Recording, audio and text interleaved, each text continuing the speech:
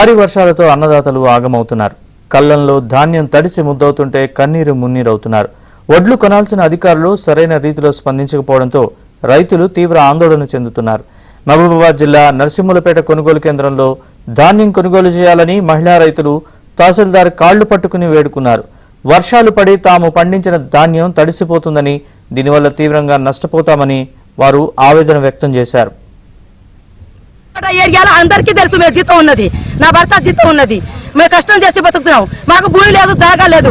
మేము అప్పుల పాలైపోయినాం. మేము ఇంత గోస చేసి సేర చేసి చస్తున్నాం. మేము ఇప్పుడు ఆ కాట చేయకపోతే ఓట్లు పోకపోతే మాత్రం నేను మందు దాకి ఖచ్చితంగా ఈ రాసి కాట చచ్చిపోతాను. నేను నా ఓట్లు మొత్తం మలక వెళ్ళింది, ఎలక కొట్టింది. 4000 పట్టాలు తెచ్చిన, పట్టంతా పాడైపోయింది. నిన్న రాత్రి 9ంటికి ఇంటికి పోయినా నడిచి నేను రోడ్